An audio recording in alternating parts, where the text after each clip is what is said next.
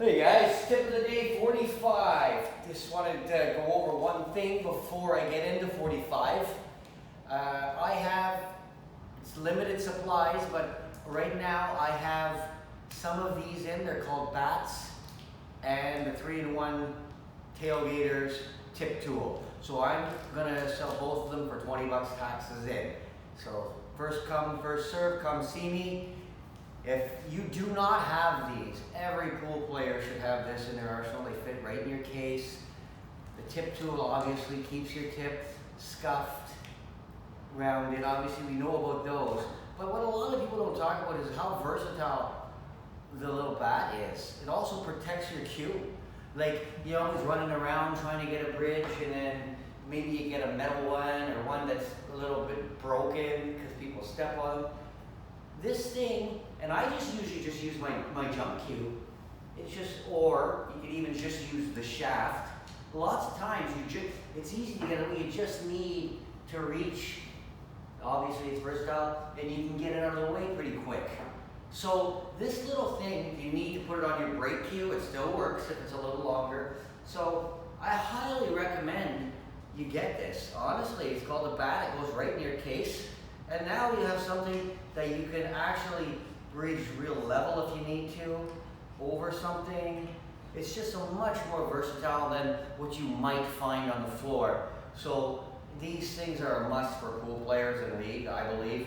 And they will also help protect your cue a bit because these are made of plastic, not like some of them that are made of metal, okay? So if you want to come see me, I got the two of them for 20 bucks taxes in.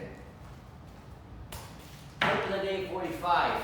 This is knowledge. This is racking knowledge that you guys need to know. If you're dabbling in 9-ball, if you want to play in our Sunday afternoon 9-ball tournament of lives, it's great practice. And 9-ball as a general rule, I believe is great practice because it does require you to do different things, move the cue ball around. So if you can dabble in both, 8-ball and 9-ball, you'll probably expand your game. But just, this is something I want to show you guys, something you need to be aware of. If you're looking to run out more and you want to finish more games, here's what happens, generally speaking, naturally if balls don't get kicked. The top 3 balls here tend to go down to this end of the table. And the 9-ball and the 2 balls behind it tend to stay on this side. So, for example, they tend to stay down here. So what you want to do if you want to run out is have the 1, 2, 3, and if you want to finish more games of 9-ball, this is the key. That's 7, 8, 9. You want it to be down here, so your finishes are bing, bing, and bing. That 7, 8, 9 is the thing that people don't talk about. Now the 1, 2, 3 here. Sometimes they make you put the 2 at the back. That's fine. Then you would just replace the 2 with the 4. So it's 3, 4 down here.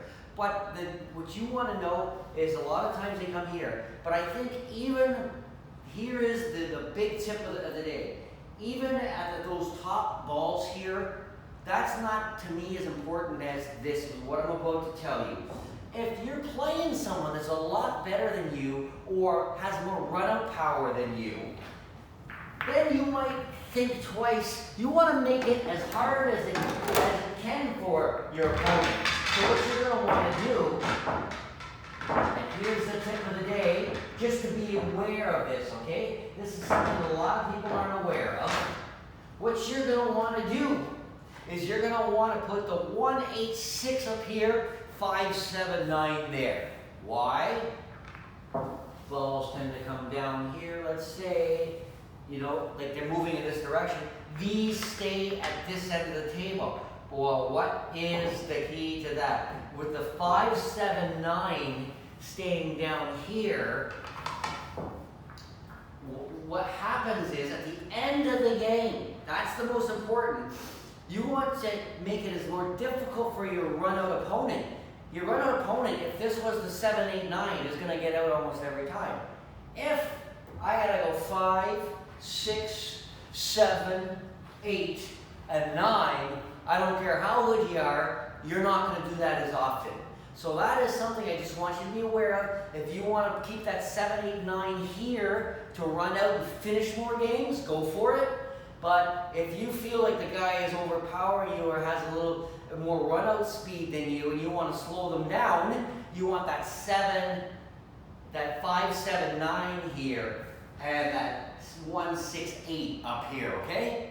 So just remember that. That's a fun tip. It's something you can start implementing right away, and it might be something that your opponent is not aware of, and you can start winning more 9-ball games right now just by that knowledge, okay? Thanks, and I'll see you guys at league.